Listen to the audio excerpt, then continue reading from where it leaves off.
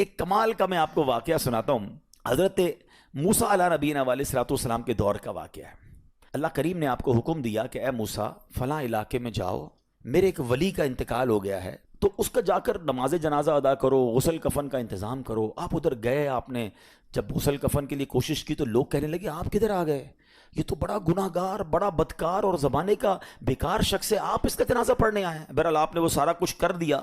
پھر اللہ سے کہا کہ یا اللہ بندے تو یہ کہہ رہے ہیں تیرا نافرمان تھا, گناہ گار تھا, اور تو فرماتا ہے تیرا ولی. اللہ نے فرمایا موسیٰ بات یہ بندے بات تو صحیح کر رہے ہیں, یہ جو کہہ رہے ہیں نا یہ سب ٹھیک کہہ رہے ہیں, مگر بات یہ ہے کہ اس بندے نے مرنے سے پہلے جب اس کی وفات کا وقت قریب آیا نا تو 5 کلمات کے ذریعے اس نے مجھے پکارا, اے موسیٰ میں نے ان 5 کلموں کی وجہ سے اس کی مغفرت فرما دی.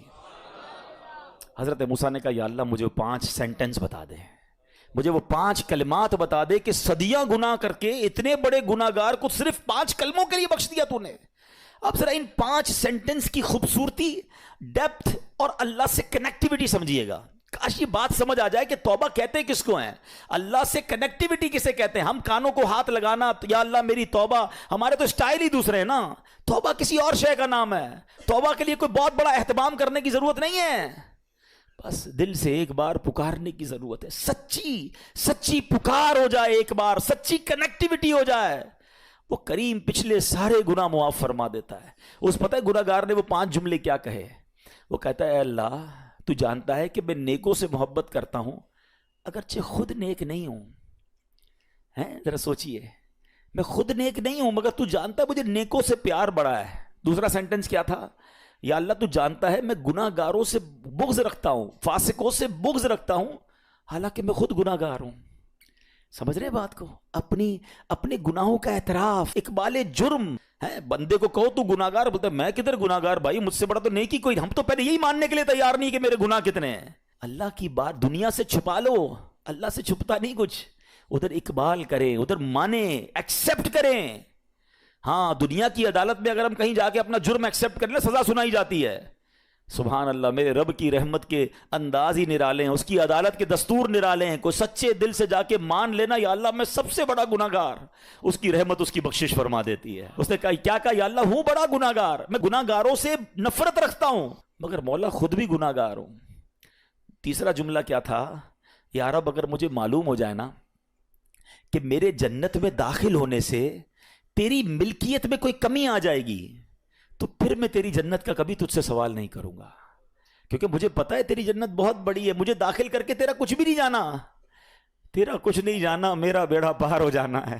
تو پھر میں تجھ سے کیوں نہ مانگوں, مجھے بخشنے میں تیرا کیا جائے گا, تو کریم, تیری جنت بہت بڑی, تیری رحمت بہت بڑی.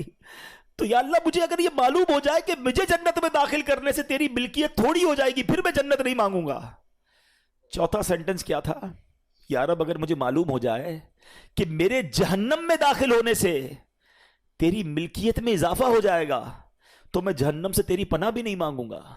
اگر جہنم میں ڈالنے سے تیری ملکیت میں, تیرے ملک میں اضافہ ہو رہا ہے تو پھر مجھے ڈال دے جہنم میں راضی ہوں, مگر مجھے پتا ہے کہ مجھے جہنم میں ڈالنے سے تیری ملکیت میں کوئی اضافہ نہیں ہوگا. تو ویسے ہی مالک ہے, تو ویسے ہی خالق ہے, سب کچھ تیرا ہے. اور آخری جملہ سنیے, وہ کیا کہتا ہے, یا رب اگر تو مجھ پر رحم نہیں کرے گا تو پھر کون کرے گا.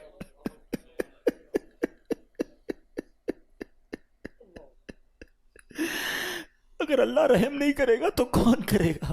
آج اس کی رحم کی بھیک لینے تو آئے ہیں, آج اس کے کرم کی خیرات لینے تو آئے. ہم مانتے ہیں یا اللہ, ہم سب ایکسیپٹ کرتے ہیں, ہم نے بہت گناہ کیے, ہم نے بہت خطائیں کی, لوگوں سے ڈر لگتا رہا کہ کوئی دیکھ نہ لے. مالک معلوم تھا تو دیکھ رہا ہے, پھر بھی ہم نے گناہ کیے. دروازے بند کر کے گناہ کیے, لائٹ آف کر کے گناہ کیے, علاقے تبدیل کر کے گناہ کیے. ہم سب مانتے ہیں مولا, مگر یہ پتا ہے ہمیں بخش دے گا تو تیری رحمت میں کمی نہیں آئے گی, تیرا جائے گا کچھ نہیں. ہم بھی تیرے بندے ہیں, ہم بھی تیرے بندے ہیں, تیرے محبوب کے امتی ہیں مولا. تو رحم نہیں کرے گا تو کون رحم کرے گا. حاصل کریں. جب حضرت عبد الرحمن بن عوف کو ہوش آیا نا تو لوگوں نے کہا کہ آپ کی طبیعت کیسی ہے, تو آپ نے کہا کیا مجھ پر غشی طاری ہو گئی تھی ہیں, تو کہا جی. تو کہتے ہیں بے شک میری بے ہوشی میں میرے پاس 2 فرشتے آئے اور کہنے لگے تم چلتے نہیں کہ ہم تمہیں خدا کی بارگاہ میں لے جائیں. اور تمہارے بارے میں فیصلے لیے جائیں. دوسرے فرشتے نے کہا انہیں لوٹا دو, یہ ان افراد میں سے ہے جن کے لیے ان کی ماؤں کے پیٹ میں ہی سعادت مندی لکھ دی گئی تھی, اور ان قریب اللہ تعالیٰ ان کے ذریعے ان کی اولاد کو جب تک چاہے گا نفع دے گا. اس کے بعد آپ رضی اللہ تعالیٰ عنہ 1 مہینہ مزید زندہ رہے, اس کے بعد انتقال ہوا.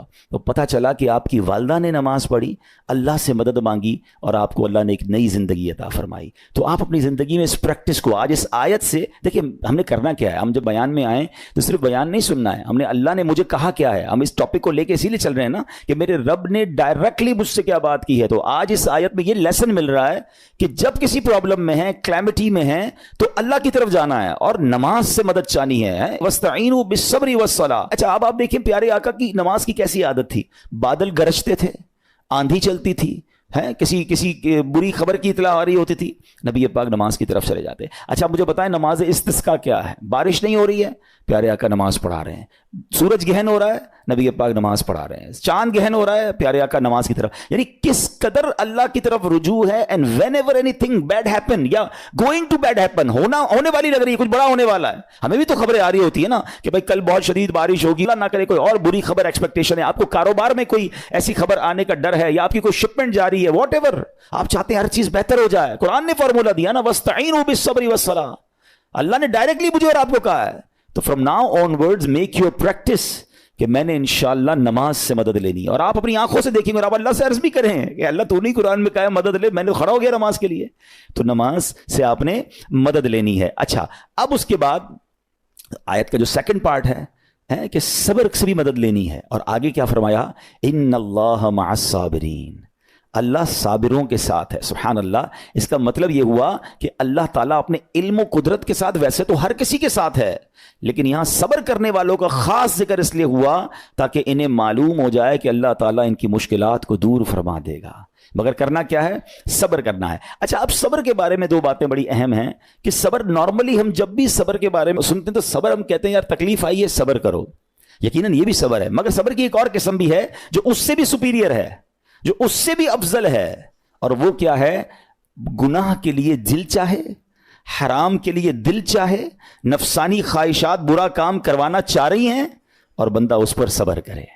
یہ صبر جو ہے نا یہ شریعت کو اور محمود ہے اور بڑا افضل ہے کہ انسان کو جی چاہے کہ فلاں گناہ کرنا ہے مگر وہ اس پر صبر کرے. اور دوسرا صبر وہی ہے جو ہم جانتے ہیں کہ کوئی مصیبت آ جائے, کوئی آفت آ جائے, کوئی ہمارا اللہ نہ کرے کسی سے لڑائی ہو جائے, ہمیں کوئی برا بلا کہے, ہم اسے معاف کر دیں, صبر کریں. یا جسمانی تکلیف ہے, کاروبار میں پرابلم ہے, ہم اللہ کی رضا پر راضی رہیں. تو یہ 2 قسم کے صبر ہیں. اور جب کوئی بندہ صبر کرتا ہے نا تو قرآن و حدیث اور بزرگان دین کے اقوال سے میں اب آپ اس کے 10 فائدے بتانا چاہتا ہوں. میں کہتا جاؤں گا, آپ اللہ کے ذکر کی نیت سے سبحان اللہ بھی کہتے رہیں, جنت میں درخت بھی لگاتے رہیں. ٹھیک ہے. اللہ تعالیٰ صبر کرنے والوں کے ساتھ ہے. صبر کرنے والے کو اس کے عمل سے اچھا اجر ملے گا, صبر کرنے والے کو بے حساب اجر ملے گا. صبر کرنے والوں کی جزا دیکھ کر قیامت کے لوگ حسرت کریں گے. صبر کرنے والے رب کریم کی طرف سے درود و ہدایت اور رحمت پاتے ہیں. صبر کرنے والے اللہ کو محبوب ہیں. صبر آدھا ایمان ہے. صبر جنت کے خزانوں میں سے ایک خزانہ ہے. صبر کرنے والے کی خطائیں مٹا دی جاتی ہیں, اور صبر ہر بھلائی کی کنجی ہے. اب آتے ہیں ان دونوں صبر کو تھوڑا سا ڈیفائن کرتے ہیں. ایک نفسانی خواہشات, گناہ کا جی چاہتا ہے, کیونکہ نفس ہے نا وہ تو ہر وقت موج مستی چاہتا ہے, وہ تو ہر وقت چاہتا ہے جناب بس یہ بھی کام کر لوں وہ بھی کر لوں. اب مجھے یہ دیکھنا ہے کہ میرا یہ کام اللہ کو راضی کرے گا یا رب کو ناراض کر دے گا. لیکن جو نفسانی خواہشات پر صبر کرتا ہے نا, گناہ سے اپنے آپ کو بچاتا ہے, قرآن کیا کہتا ہے, وَأَمَّا مَنْ خَافَ مَقَامَ رَبِّهِ وَنَهَى النَّفْسَ عَنِ الْهَوَىٰ فَإِنَّ الْجَنَّةَ هِيَ الْمَأْوَىٰ. اور رہا وہ جو اپنے رب کے حضور کھڑے ہونے سے ڈرا اور نفس کو خواہش سے روکا تو بے شک جنت ہی اس کا ٹھکانہ ہے. دل چاہ رہا ہے, شیطان کہہ رہا ہے کر لے, کوئی دیکھنے والا نہیں ہے, علاقہ بھی چینج کر لیا, شہر بھی تبدیل ہو گیا, nobody here to watch you, مگر اللہ دیکھ رہا ہے. اچھا نارملی اگر غور کریں گناہ کرتے کیوں ہیں, جتنے بھی گناہ ہیں, what ever the list of گناہ اٹھائیے, کوئی شراب پیتا ہے, کوئی بدکاری کرتا ہے, معاذ اللہ, کوئی جوا کھیلتا ہے, کوئی جناب بے حیائی کرتا ہے, گندی چیزیں دیکھتا ہے یا جھوٹ بولتا ہے, واٹ ایور, ان تمام گناہوں میں تھوڑی سی لذت ہے, ٹیسٹ. ٹھیک ہے, غیبت میں بھی ٹیسٹ ہے, بلکہ کتابوں میں آیا کہ غیبت میں شراب سے بھی زیادہ مزہ ہے, جبھی تو بندہ چھوڑتا نہیں ہے. اچھا لیکن یہ تمام ٹیسٹ میں ایک بڑی اہم بات اب میں کہنے جا رہا ہوں. یہ بزرگ نے بڑی کمال کی 1 لائنر ہمیں دے دیا ہے. وہ کہتے ہیں کبھی بھی لذت کے لیے گناہ مت کرنا, کیونکہ لذت ختم ہو جائے گی, گناہ کا جواب اور پنشمنٹ باقی رہ جائے گی. اب آپ اس فارمولے کو سامنے رکھیں کہ جب بھی ہم گناہ کرتے ہیں فیو منٹس یا فیو آورز کی ایک انجوائمنٹ ہے, آفٹر دیٹ انجوائمنٹ ختم, مگر اس کا جواب باقی ہے, عذاب باقی ہے, اللہ نہ کرے اللہ ناراض ہوا تو پنشمنٹ باقی ہے. تو کیا فرمایا, انجوائمنٹ کے لیے گناہ مت کرنا, انجوائمنٹ ختم ہو جائے گی, عذاب باقی رہ جائے گا. اور اگلا سینٹنس کتنا خوبصورت ہے, فرماتے ہیں کبھی بھی تکلیف کی وجہ سے نیکی مت چھوڑنا, تکلیف ختم ہو جائے گی, اجر باقی رہ جائے گا. اب مثال دیتا ہوں, اس کے 2-3 ایگزامپل سمجھیے. گناہ کی ایگزامپل تو آپ سمجھ گئے کہ کوئی بھی تھوڑی دیر کا گناہ کرتا ہے, لذت پاتا ہے, وہ گناہ ختم, عذاب باقی. اب نیکی میں کیا ہوتا ہے, فجر کے لیے اٹھنا, نیند آ رہی ہے, دل نہیں چاہ رہا, آپ اٹھے, آپ نے وضو کیا, فجر پڑھا, وہ اٹھنے کی تکلیف تو ختم ہو گئی نا, واپس سونا ہے تو سو جائیے, مگر فجر کا اجر اور ثواب باقی رہ گیا ہے. رمضان کے روزے ڈیفیکلٹ ہیں, لیکن افطار کے بعد تکلیف ختم ہو جاتی ہے, ہم کھاتے پیتے ہیں, موج کرتے ہیں, مگر ثواب باقی رہ جاتا ہے. کبھی کبھی آپ کو کوئی مسجد کے میں بلاتا ہے, یار چلو بھائی بیان ہو رہا ہے, اجتماع ہو رہا ہے, کوئی نیکی کی بات ہو رہی ہے, نہیں یار دل نہیں چاہ رہا, آپ آ گئے, آدھے 1 گھنٹہ بیٹھے, پھر چلے گئے, وہ آپ کا جو ٹینشن تھا یا پریشر تھا وہ ختم ہو گیا, مگر ثواب باقی رہ گیا. تو اب اس فارمولے کو یاد رکھیے گا, جب بھی گناہ آپ کی طرف آئے نا, آپ سوچیں کتنی دیر کا فائدہ ہے, 1 گھنٹہ دوستوں کے ساتھ بیٹھوں گا, بری باتیں کروں گا, 2 گھنٹے فلم دیکھوں گا, 2 ڈھائی 3 گھنٹے, بس اس کے بعد جواب تو باقی ہے نا, قیامت تک اللہ کو جواب دینا پڑے گا. نہیں یار مجھے انجوائمنٹ کے لیے گناہ نہیں کرنا ہے. اور جب کوئی نیکی کا کام آئے اور آپ کو لگے یار دل نہیں چاہ رہا, مزہ نہیں آ رہا, بوریت ہوگی, چھوڑنا یار, تو بندہ سوچے کتنی دیر کی نیکی ہے, آدھے گھنٹے کی, 1 گھنٹے کی, بس 2 گھنٹے کی, اور ثواب باقی رہ جائے گا. Let's do it. اگر یہ بات سمجھ آ گئی نا آپ کو, تو انشاءاللہ دیکھیے گا گناہ سے بچنا اور نیکیاں کرنا آسان ہو جائے گا. تو اب کیا فرمایا قرآن نے کہ جس نے اپنے نفس کو روکا, کیا خوبصورت آیت ہے, وَأَمَّا مَنْ خَافَ مَقَامَ رَبِّهِ وَنَهَى النَّفْسَ عَنِ الْهَوَىٰ, اور رہا وہ جو اپنے رب کے حضور کھڑے ہونے سے ڈرا اور نفس کو خواہش سے روکا, تو بے شک جنت ہی اس کا ٹھکانہ ہے. اور ایک اور جگہ کمال سے فرمایا, وَلِمَنْ خَافَ مَقَامَ رَبِّهِ جَنَّتَانِ, مبارک ہو ان کو جو اللہ سے ڈرتے ہیں نا, صبر کرتے ہیں, گناہ نہیں کرتے, رک جاتے ہیں. قرآن کہتا ہے جو اپنے رب کے حضور کھڑے ہونے سے ڈرے اس کے لیے 2 جنتیں ہیں, 1 نہیں 2 جنتیں ہیں. سورہ رحمان کی آیت ہے. تو پتا چلا کہ نفس کو روکنا یہ آسان بھی نہیں ہے, ہاں دل بہت چاہتا ہے, مگر یہ صبر جو ہے نا, ان اللہ مع الصابرین کا جو معراج ہے, جو ٹاپ آف دا لسٹ صبر ہے, وہ یہ صبر ہے. اچھا اب آتے ہیں ایک اور صبر کی صورت, کہ اب آپ کو کسی نے غصہ دلا دیا, برا بھلا کہا, یا آپ کے مزاج کے خلاف بات ہو گئی, اب آپ نے روکنا ہے اپنے آپ کو. اب غصے کا اظہار نہیں کرنا, لڑائی نہیں کرنی, گالی کا جواب گالی, اینٹ کا جواب پتھر, انگریزی کا مقولہ ہے نا ٹٹ فور ٹیٹ, جیسے کو تیسا نہیں, یہ ہماری شریعت ہمیں نہیں سکھاتی. اچھا آج کل کسی کو کہو نا یار آپ کیوں یار لڑائی کر رہے ہیں, بھائی میں جواب نہ دوں تو لوگ سمجھیں گے کمزور آدمی ہوں, مجھے اپنا روب بھی تو رکھنا ہے, میں بھی تو پتہ چلے کون ہوں, اپنا بتاؤں تو صحیح کون ہوں. سچی بات پتہ ہے کیا ہے, جو ٹٹ فور ٹیٹ کرتا ہے, گالی کا جواب گالی سے دیتا ہے نا, وہ واقعی بتا دیتا ہے وہ کون ہے, وہ اپنا تعارف کروا رہا ہوتا ہے کہ یہ بھی ایسا ہے, میں بھی ویسا ہی ہوں. او بھائی. اچھا پھر ایک اور عجیب جملہ بڑا مشہور ہے آج کل, جناب ہم شریف کے ساتھ شریف ہیں, ہم بدماش کے ساتھ بدماش ہیں. مجھے آج تک سمجھ نہیں آئی یہ کون سا بٹن لگا ہوا ہے آپ کے اندر کہ شریف کے ساتھ آپ شریف ہو جاتے ہیں, بدماش آتا تو آپ بھی بدماش ہو جاتے ہیں. جناب والا, شریف آدمی شریف کے ساتھ بھی شریف ہوتا ہے, بدماش کے ساتھ بھی شریف ہوتا ہے. جب بھی تو وہ غلط آدمی اچھا ہوگا نا. نبی پاک علیہ الصلوۃ والسلام نے گالیاں سن کر دعائیں دی ہیں, پتھر برسانے والوں کو بھی دعائیں دی ہیں, مگر ہم تو تیار ہی رہتے ہیں, یار میں بتاؤں گا اس کو میں کون ہوں, 1 گالی دی ہے میں اس کے ساتھ پشتوں کو گالیاں دوں گا. تو پھر آپ بھی ویسے ہی ہو گئے نا جناب. حدیث پاک کیا ہے, ہو از مور اسٹرانگر, ہو از مور پاورفل. اللہ کے حبیب علیہ الصلوۃ والسلام فرماتے ہیں کہ بہادر وہ نہیں, یہ بخاری شریف کی حدیث ہے, بہادر وہ نہیں جو پہلوان اور دوسرے کو پچھاڑ دے, بلکہ بہادر وہ ہے جو غصے کے وقت اپنے آپ کو قابو میں رکھے. اصل بہادری یہ ہے. تو اگر آپ نے واقعی صبر سے مدد لینی ہے, ان اللہ مع الصابرین کا مجدہ لینا ہے, تو بدلے نہیں لینا ہے, معاف کرنا ہے. ذرا مل کر میرے ساتھ شب قدر کی دعا دہرائیے گا, اللہم انک عفو کریم تحب العفو فاعف عنی, اللہم انک عفو کریم تحب العفو فاعف عنی, اللہم انک عفو کریم تحب العفو فاعف عنی. واٹ از دا میننگ, اس دعا کا معنی کیا ہے؟ اللہم انک عفو, اے اللہ تو معاف کرنے والا ہے, تحب العفو, معافی کو پسند کرتا ہے, فاعف عنی, اللہ مجھے بھی معاف کر دے. ہم کیا کہہ رہے ہیں اللہ سے, اللہ مجھے معاف کر دے اور میرے سارے اگلے پچھلے گناہ معاف کر دے. مگر دیر از اے کوسچن, آپ نے معاف کر دیا سب کو؟ بندہ کہتا نہیں میں تو انتظار میں بیٹھا ہوں, میں تو موقع کی تلاش میں, بس موقع ملے پھر بتاؤں گا میں کون ہوں. ہاتھ میں آ نہیں رہا بندہ, ٹرائی کر رہا ہوں کسی جگہ آ جائے, بس کوئی اس کے پیسے ویسے آ جائیں, کوئی اس کا معاملہ میرے پاس آ جائے, بس پھر دیکھو کیا کرتا ہوں. بیٹھے اس انتظار میں بیٹھے بہت سارے لوگ, کمال ہے یار. یعنی دشمنیاں پالی ہوئی ہیں, رشتہ داریاں کاٹی ہوئی ہیں, دوستوں کے پاس جا نہیں رہے ہیں, میاں بیوی میں لڑائی ہے, ایک سوری کے لیے بیوی گھر بیٹھی ہے, وہ کہتی شوہر سوری کہہ دے تو میں آ جاؤں گی, شوہر کہتا ہے بیوی معافی مانگ لے تو میں لے آؤں گا. ارے بھائی کوئی بھی آگے بڑھ کے معافی کر لو بھائی, اللہ سے معافیاں مانگ رہے ہو, بندوں کو معاف کرنے کے لیے کوئی تیار نہیں ہے. مجھے خود بتائے نا یہ کیسی دعا ہے کہ اے اللہ تو مجھے معاف کر دے, میں نے کسی کو معاف نہیں کرنا. یہ بنتی ہے دعا؟ اللہ سے پتہ ہے کیا کہیں, اے اللہ میں نے بندہ ہو کر تیرے سارے بندوں کو معاف کر دیا ہے, تو سب سے بڑا معاف کرنے والا ہے نا, اللہ تو بھی مجھے معاف کر دے. Look at the way to talk, یہ مزہ ہے نا بات کرنے کا, پھر دعا کرنے کا لطف بھی آئے گا آپ کو.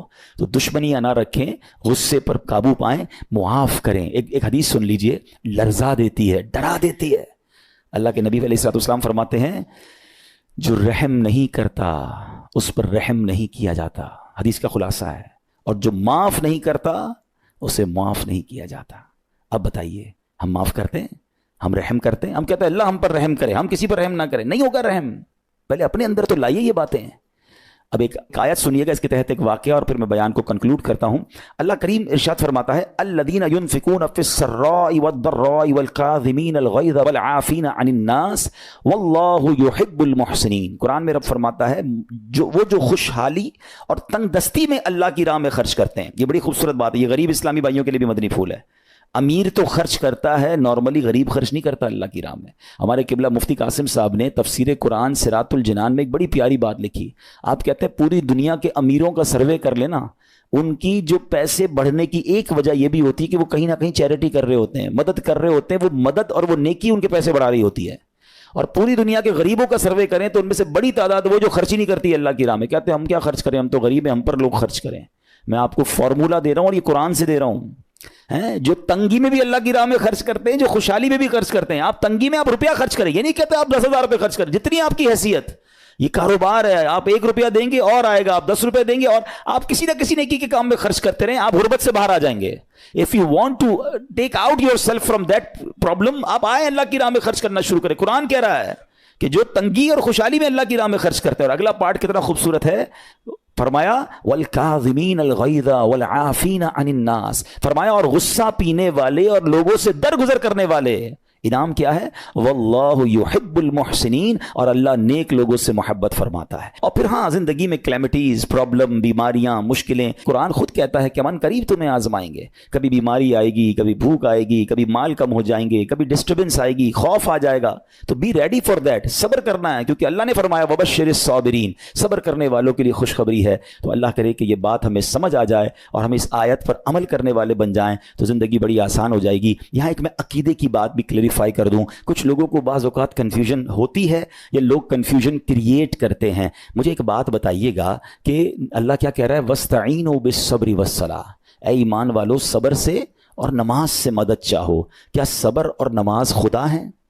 بتائیے, نہیں ہے نا, اللہ تو نہیں ہے. ہم صبر اور نماز کی عبادت تو نہیں کرتے. تو جب قرآن کہہ رہا ہے کہ صبر اور نماز سے مدد مانگو, تو غیر اللہ سے مدد مانگنے کا درس تو ہمیں قرآن دے رہا ہے. تو اس کا مطلب یہ ہوا کہ اللہ کے سوا کسی چیز سے یا کسی شخصیت سے مدد لینے کا مقصد یہ نہیں ہوتا کہ ہم اس کی عبادت کر رہے ہیں. اگر آج کے دور میں کوئی اللہ کے نبی سے کہتا ہے کہ یا رسول اللہ انظر حالنا, یا بھر دو جولی میری یا رسول اللہ, تو یہاں کوئی شرک کی بات نہیں ہے. کیوں کہ یہاں یہ نیت نہیں ہے کہ ہم ان کو خدا مان رہے ہیں, یا یہ بھی نیت نہیں ہے. ایک بات, ایک عقیدہ کلیئر کر دیتا ہوں. پوری دنیا میں عاشقان رسول کا یہی عقیدہ ہے کہ کوئی نبی, کوئی صحابی, کوئی ولی اپنی طرف سے کسی کو کچھ نہیں دے سکتا. وہ سب رب کے محتاج ہیں, اللہ کسی کا محتاج نہیں ہے. جو اللہ کا ہے وہ اس کا اپنا ہے. ہاں اللہ نے اپنے مخصوص بندوں کو کچھ عطائیں کی ہوئی ہیں, کچھ پاورز دیے ہوئے ہیں, وہ اللہ کی عطا سے اگر کسی کو تقسیم کرتے ہیں تو اس میں کوئی پرابلم نہیں ہے. قرآن کہہ رہا ہے اے ایمان والو صبر اور نماز سے مدد چاہو. یہاں ایک اور بات سمجھنی ہے. دنیاوی طور پہ بھی کیا ہوتا ہے کہ آپ کسی باس ہوتا ہے, اپنے کسی مینیجر کو پاور آف اٹارنی دے دیتا ہے کہ یہ تمہارے پاس اس پراپرٹی کا پاور ہے, تمہارے پاس فلاں چیز کا پاور ہے. وہ اس پاور کے بہاف پر وہ کام کر دیتا ہے, مگر کوئی یہ نہیں کہتا کہ he is the owner. Actually he have attorney, he have power of attorney. بالکل ہمارا بھی عقیدہ یہ ہے کہ اللہ نے اپنے کچھ مخصوص بندوں کو, اپنے پیاروں کو کچھ اختیارات عطا فرمائے ہیں, اور جب وہ ان اختیارات پر عمل کرتے ہیں تو ایکچولی وہ اللہ ہی کی عطا ہے. ہاں دنیا میں اگر کوئی یہ سمجھتا ہے کہ کوئی شخصیت یا کوئی بزرگ یا کوئی اللہ والے اپنی طرف سے دیتے ہیں, رب کا اس میں کوئی دخل نہیں, تو یہ شرک ہے, یہ بات درست نہیں ہے. ہمارا سب کا عقیدہ یہ ہے کہ جو کچھ دنیا میں اگر کسی ولی نبی صحابی کے پاس ہے وہ رب کا دیا ہوا ہے, رب کی عطا ہے, رب ان کو دیتا ہے, رب کو کوئی نہیں دیتا.